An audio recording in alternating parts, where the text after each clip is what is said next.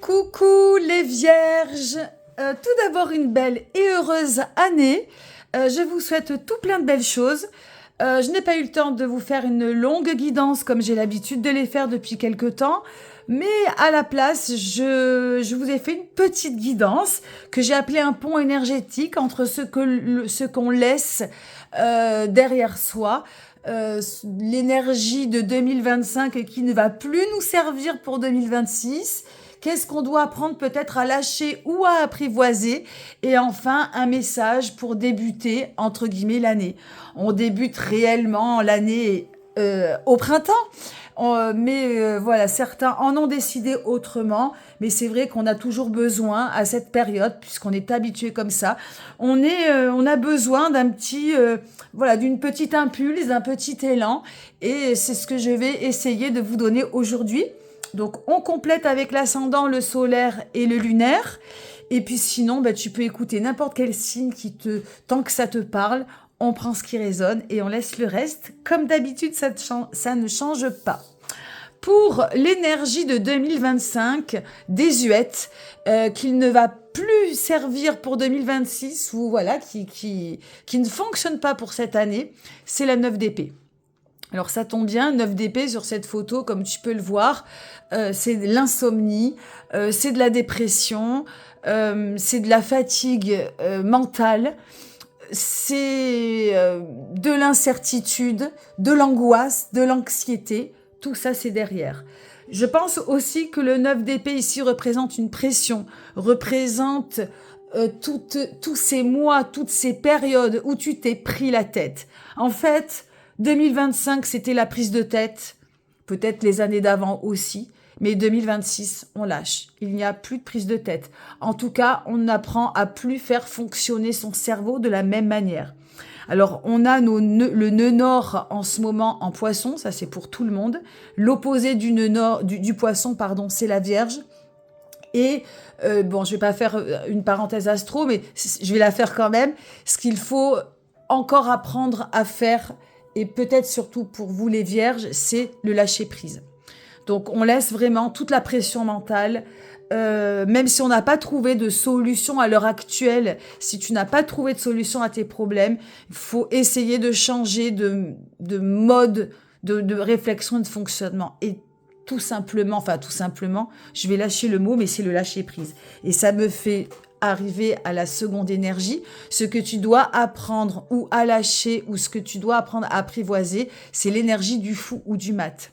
C'est ce petit, comment dirais-je, bohémien, entre guillemets, le petit pèlerin de Compostelle qui part à la recherche de lui-même, mais sans organisation, complètement connecté à la nature, connecté aux étoiles.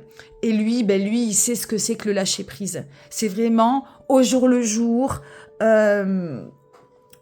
Il est connecté à une certaine intuition, mais il fait surtout confiance en la vie. Il sait que quoi qu'il en soit, il retombera toujours sur ses pattes. Et c'est cette énergie peut-être qui va te servir pour 2026 à s'abandonner complètement à la vie. Voilà, en laissant peut-être beaucoup de choses derrière, en abandonnant tout le poids mental de cette année 2025 et peut-être pas que, toutes ces insomnies, toutes ces heures de réflexion, toutes ces heures de prise de tête, toutes ces heures de solitude aussi, tout ça c'est derrière. Et 2026, je m'abandonne, c'est bon, j'ai compris, je lâche prise, je reconnecte à une certaine foi avec un grand F, sans y mettre un mot, sans y mettre quelque chose de nominatif, mais complètement évanescent, complètement grand, complètement, voilà. On s'abandonne et on fait confiance. Et le message pour 2026, message 2026, c'est le roi d'épée.